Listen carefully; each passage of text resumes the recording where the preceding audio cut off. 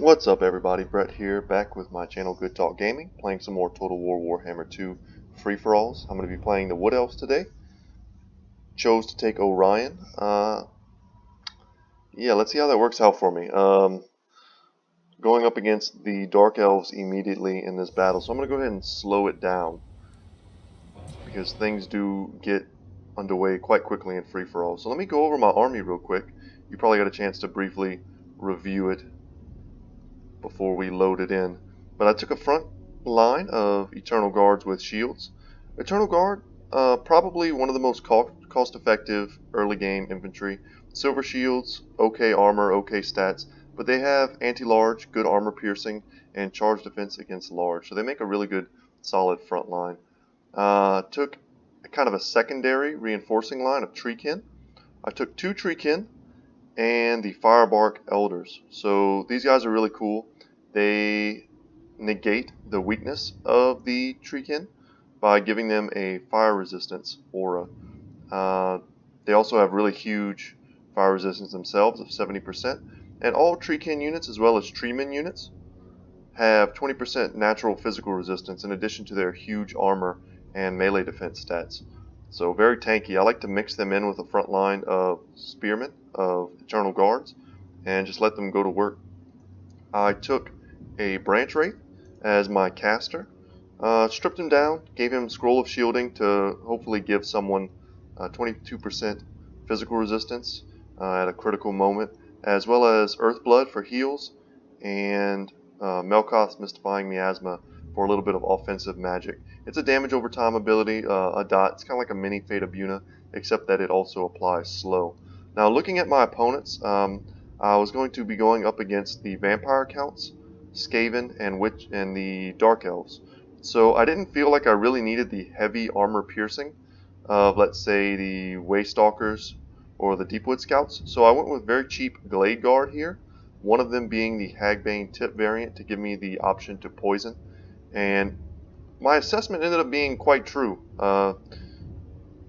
This ranged core would be certainly enough to take out zombies or any kind of chaff units. They're also fast enough to run away. Skaven don't do well against the very long 170 range of the Glade Guard, but my opponent went with a pretty fun kind of meme build that I did not expect, and we'll see how that ends up affecting my play here. I also have 2 more Eternal Guards in the back line. Expecting any kind of Vanguard deployment on a free-for-all is wise. So at the very least, starting off your formation, being flexible, having some of your defensive units in the back to protect myself from, let's say, gutter runners, which the Skaven player has deployed behind the Vampire Counts player. And I also took a single Waystalker, kind of a Legolas looking heroic unit. He's mixed in here pretty well, but this is him. He has great range. He does very good damage. I believe he was buffed so that his ranged attacks hit more models. And you'll see every time he shoots, he gets 2 to 3 kills basically every time he shoots. Magic missile damage, which is great. And he's able to fight in melee decently. I also stripped him down to the point where all he had was the Arrow of Kuranos, which is a very powerful long-ranged armor-piercing missile. Super long range. I think it's something like 600 is the range on that ability. And for my lord, I took Big Daddy Orion himself. One of my favorite lords, just thematically. I love the fact that he's a ranged lord. 140 range isn't huge, but his spear throws are legendary. They chunk. If you're able to sit back with him and just throw, he'll get a ton of kills, and that's before he gets in melee. And his melee attack, you'll notice, is 73. So he generally hits whatever he's fighting with enormous weapon strength of 512. There's no buffs on that. That's just his natural weapon strength, armor piercing, and anti-large. He causes fear and terror as well, and I did take the Cloak of Isha. Whenever he falls below 20% HP, he's going to get 44% physical resistance as well as a passive regen, which is really good at keeping him alive.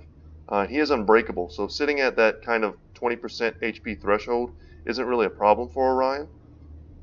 And I also brought see if I can click on them. Well, oh, that's okay. I kind of remember what they do. The Hounds of Kuranos, it's kind of a jumping vortex spell. and the Hawk's Talon, which is, see how they describe this, a bombardment. It falls from the sky, it has a smaller AoE, and you can get a lot of value out of these two spells if you're able to use them to their fullest capability over the course of an entire long game. So my opponent took an entire front line of Witch Elves. So Witch Elves, super lightly armored, they have Frenzy, they have physical resistance, and they also have Immunopsychology. They're not going to run from the terror of, let's say, my Treeman, which is very good for them. They also have an on-hit effect, the Madness of Cain. So they can lower melee defense by 10% and lower speed, as well as causing your units to rampage. So I will lose control of them, any unit that comes into contact with these Witch Elves. They also brought 2 Death Hags on these altars, and they have decent physical resistance.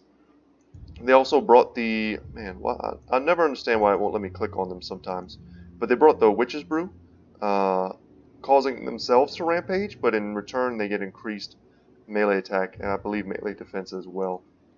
They also have Frenzy. They cause terror. They have good magic resistance as well as missile resistance. And he also brought the abilities on all of them, and once again I can't click on them.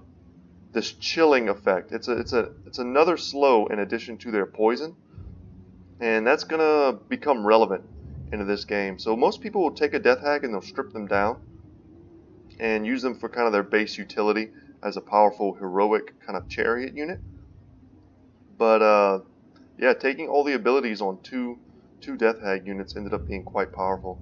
His lord here is Crone Hellebron, not on an altar surprisingly. She is on foot, and she's surrounded quite thematically, I might add, by the Sisters of Slaughter.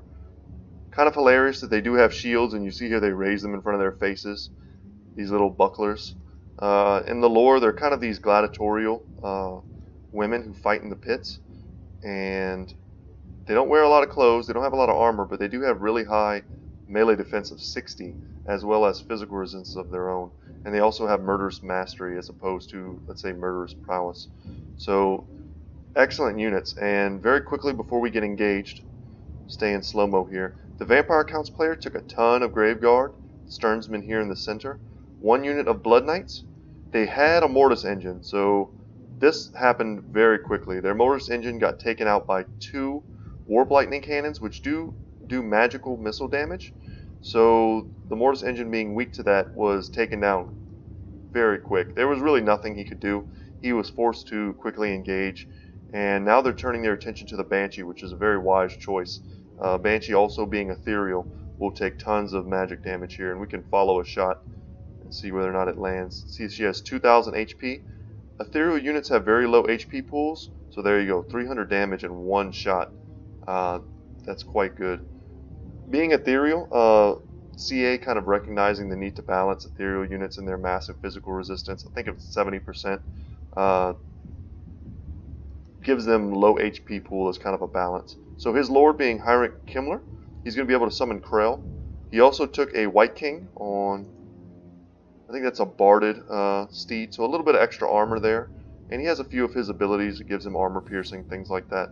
Blood Knights are going to get into the back line quite quickly. And the Skaven player sneakily has Gutter Runners here. These are not the poison variant, but they are excellent skirmishers. They don't have great range, but they do have the ability to snare down any units that get close. And let's be honest here, the very slow moving Graveguard are not going to be able to catch any kind of skirmishing Skaven cav, not calves, any kind of skirmishing Skaven missile units. They're just too fast. And so the front line of Skaven here, being mostly slaves and clan rats, are going to engage. He did bring a Hell Pit Abomination. Take a second to admire the craftsmanship on this model. You'll see here they have a huge wheel that helps to carry its backside, and all the little heads of the other rats sticking out the top. So when this unit dies, it spawns a unit of Skaven slaves, I believe. They burst forth from it, and a lot of times if you get it low enough to die, it has an ability called Too Horrible to Die that gives it a huge burst of HP, as well as its passive regen. So these things are quite hard to take down if you're not focusing it. They do have a few Storm Vermin. There's the Sword and Shield variant, as well as the Halberd variant, and they're protecting these cannons quite well. And you'll see the Greyseer of Ruin will be casting quite a few spells there. So I sought to skirmish with these Witch Elves when I saw exactly what the army composition was, so let me go ahead and take it off of slow-mo for you guys. I got a few shots off with Orion, so you got a few kills there. A few kills on the Glaive Guard, just mostly doing a little damage to them. They have no shields, they take full missile damage, they have no missile resistance, so I'm going to draw them back. Recognizing there's no Vanguard units, I'm going to deploy my Eternal Guard to the front line. My front line is locked, as well as my secondary line. So they're going to charge in, nice perfect formation. And I'm going to make sure they're not getting around my flanks. My Waystalker I brought out to the side to get flanking shots, but this is where I vastly underestimated the damage potential of the Witch Elves. The Murderous Prowess procs instantly, and probably thanks to all the units dying on the other side of the battlefield. And they just get a huge boost to their damage right as they engage. Gaze of Cain going off, causing these units to rampage, but increasing their melee stats. So all of my Eternal Guard, which are not made to fight Witch Elves, but normally wouldn't do terribly, are going to buckle, and my treatment are going to be left taking the full force of their armor-piercing damage by themselves. Orion, I bring him in thinking he's going to have an okay time, supporting him with Melkoth Mystifying Miasma from the branch range, and then bringing him into battle. Thinking I was going to be able to fight these guys and take them out effectively, but with that Murderous Prowess procced, their leadership is so high, and with their frenzy and everything active, they're not routing, they're not afraid, they're taking them down quite heavily with all of the missile damage, but my front line is so heavily compromised that my missiles aren't going to be able to sit here and fire all day, and Helibron gets in here and just dumpsters Orion. Now, Orion's quite quick, he's a large unit, you know, he's basically a giant satyr, and he's very fast, but what I didn't account for was the fact that Helibron has poison, and in addition to that, the Death Hag has two different types of slows. So when the Death Hag gets involved, Orion has no chance to escape and begin the process of regenning. So I thought for sure, once I made it away from her, I would be safe, but no, he's going to get slowed down and taken out. My Tree Man is smacking down one of these Altars of Cain, and it's going to do good damage, but it's not supported. The Firebark Elders, everything is rampaged.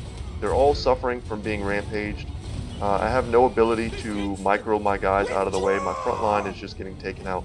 Orion goes down here. Another Gaze of Cain going off, giving increased stats. The Treekin are doing their best. In a straight up fight, had I been able to predict this build, I still might bring the Treekin. They're excellent at holding down the line, and them rampaging isn't a big deal. I want them to just stand here and fight anyway, but they need support. They're not a unit you can just leave by themselves. So I'm trying to rally my forces here. I'm still getting pretty good kills. My Waystalker, you see here, he's up to 57, using all of his ammunition. But I just have no support. The Branch Wraith goes in, trying to take out these Sisters of Slaughter. I had a pretty good feeling here I was going to get dumpstered once my front line collapsed. So I'm trying to just bring together all my routing units, get as many points as I can, and at this point I think the best thing I can do is just hurt the Dark Elf player.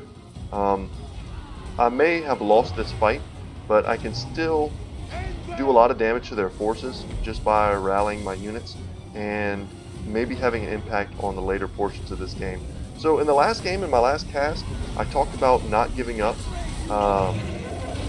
and staying in the fight, staying in the game until the point where you really can't do anything, because you will have an impact on the game. So had I been able to like keep Orion alive there, get my Waystalker out of this fight, I could have potentially come in the fourth quarter with two very powerful ranged hero and lord units and make some kind of an impact. You know, get some points, maybe come in third place instead of last place. And you'll see here my Waystalker gets surrounded. All of these units are very fast for the Dark Elves. The Witch Elves have 44 speed in addition to their slowing effect, so they can catch units much faster.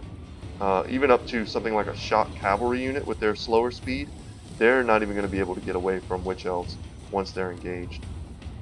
So yeah, at this point for the Witch Elf player, which is Zoroastra, he is just going to be cleaning up all my units, and there's not much I can do about it. The Tree Man broke and is returning, but He's trying to help out the Branch Wraith, but there's not much he can do. And I got a few Earthbloods off. I got some Hawk Talons off. I got most of my abilities off. It just was not enough to keep my front line engaged. So let's go over here while they're cleaning up and get into this fight here. The Storm Vermin have been able to screen quite effectively for the Skaven player. The Grey Seer did cast the dreaded 13th spell at some point, summoned up a unit of Storm Vermin, and was able to protect this backline Warp Lightning Cannons from the Blood Knights. You'll see here what he still has left on the field. Can search around. I'm not seeing the white, so his heroic unit is gone, the Banshee is gone. I think it's pretty safe to assume that they were gunned down by the Warp Lightning Cannons, both being excellent targets. At no point in this battle did I see Krell. Kind of the main draw of using Heinrich Himmler. He's a great caster lord. He does all the things that you want them to do, Invocations of the Heck for healing, zombie summoning, but he also has the ability to summon kind of a personal bodyguard, a huge undead chaos warrior who was kind of recently patched in, and somewhat recently in the terms of the entire game development. He was finally given to Heinrich Himmler as a bound summon ability, and he does great armor piercing. He's an incredible duelist. You stick him on an enemy lord, and he degenerates over time like most summons, but giving him just one Invocation of the Heck, or making sure he's in the middle of a pocket of fighters that you want to give in an overcast Invocation of the Heck, and he'll stay fighting. So I didn't see him at all this battle, and I do see that he took him. I mean, he has him there on his lord. Perhaps he was summoned quickly and gunned down, and I missed that. The Grey Seer here, let's check his kills. Up to 80 kills. He's been casting Warp Lightning and summoning. He's doing a lot more work than even perhaps his kill count is showing. Just the ability to summon very powerful units. When you summon, and this is kind of a unique thing, and I didn't notice until I was looking over this video for the first time, and a bit of friendly fire there. When the Grey Seer summons, he casts the dreaded 13th spell. The bell actually tolls 13 times, and you can hear that. It's kind of like an audible effect. Quite cool, very thematic. So the Vampire Accounts player has some Graveguard here that chased off the Gutter Runners, and he's going to be bringing them back at some point here, and he's regrouping. At this point, the Skaven player doesn't have much in the way of higher tier infantry. Yeah, these are all returning clan rats, and Graveguard, especially the Sternsmen with their passive regen, they're just going to be able to beat the heck out of all of these units. And now that they're finally into these cannons, their DPS is gone, and Skaven have a passive ability that when they rout, they run much faster. It's a kind of a defensive thing. It gets them away from anyone who might want to chase them down. But then they ultimately rally and they come back to the fight. So that in itself is not unusual. Grey Seer trying to get some value out of these wind spells. Unfortunately, they're not that effective against Graveguard. Much more effective against, let's say, Skeleton or Spearman units. And he's surrounded at this point. Let's check out Heinrich Himmler. Heinrich Himmler does have weapons that you can bring on him to increase his damage in melee. I'm not sure if he brought them. Vampires have so many passive abilities as well as spells that you can bring. A lot of times it's even hard when you know what all the tooltips are. It's still hard to read them. But I'm not seeing that there. So probably doesn't have those abilities. But regardless, he's not going to need them to take down the Grey Seer of Ruin.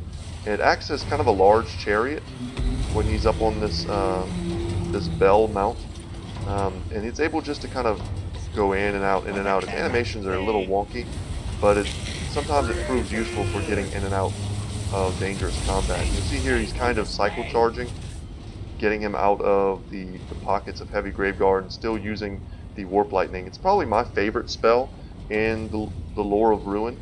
It's very cheap, and you'll get a lot of kills with it. You'll see he's up to 174. So just a minute ago he was at 80, and now he's in the almost the 180 category. So 100 kills since just I started kind of following this part of the fight. And we can speed it up a bit at this point. I think that's fair. The Dark Elf player is just realigning their formation, going to be marching over here, and down goes the Skaven Lord. So the Dark Elf player marching forward, they're going to meet the Vampire Accounts player and their contingent of Graveguard. So at this point, like I said, I hadn't seen Krell, and I was wondering if he had saved him for kind of a final climactic engagement, hoping to get maximum value out of him. But yeah, I don't know. I have to imagine that he used him and he was summarily killed. So here, they're just going to be facing off, and we can fast forward a bit again. He's got another unit of Graveguard here with quite a few models left, 54 models. It would be nice if he was part of this fight. I think if he had all of his Graveguard units here, this would be a much closer fight. Now, Crone Hellebron is at nearly full health. A lot of these units are near their healing cap. The Sternsmen are anyway, and they're the most relevant. Graveguard will dumpster Witch Elves. They do not care about rampaging, and their increased armor over the Witch Elves is a huge boon. They also have an anti-infantry bonus, so they would be quite good against them. But having two Death Hags and Crone Hellebron is just too much leadership to get through. And despite the fact that the Witch Elves are all insanely low, they're not going to be able to win that fight. And you saw there, he did have a zombie summons in the back line. So he did bring as much as he could to bear. Unfortunately, Graveguard being so slow, he was not going to be able to bring that last group in. So we can go ahead and look at the breakdown. That was a fun game. And, I won the first two of this best of 4. But you can't win them all. And honestly, who expects this build? And I was shocked, despite all of my hours of play, I really didn't expect them to dumpster my front line this hard, and they did. It worked. I've never underestimated Crone Hellebron or the Death Hags. I've played them a lot in the Death Hags specifically in campaign, and I know what they're capable of. But these Witch Elves just did so much armor piercing against my Treekin and my Eternal Guards. I just did not get the value I was hoping to get. I know in the meta a lot of people don't like to take the Waystalkers, but they always perform for me. I think they're nearly an auto-include. Even if you just want to sit them Vanguard deployed somewhere off to the side and let them shoot, they'll generate their costs worth of value before it's all said and done. Greyseer, tons of kills. The Hell Pit Abomination got taken down at some point. Probably by the Blood Knights. They were the best anti-large unit on the field. No doubt he was, maybe even Krell was taking it to him. Krell and the Blood Knights would be an excellent counter to the Hell Pit Abomination. The Banshee even could have been stuck on them. One of the Warp Lightning Cannons got some decent value there. Taking out the Mortis engine right at the start really crippled the Vampire Accounts player Titus. No value. The Mortis engine itself, I want to say, is 1,400 gold, and this is the standard version, the non-regiment or renown version. For those of you who aren't familiar, it does heal in an AoE as well as drain HP off of enemy units, and a lot of times it just gets a lot of kills also from sitting in the front line. So losing it instantly like that, he lost out on a ton of the value from his army. 1,400 gold, I mean that's 2 additional units of very good quality or another unit of Blood Knights. So it really was a huge loss there.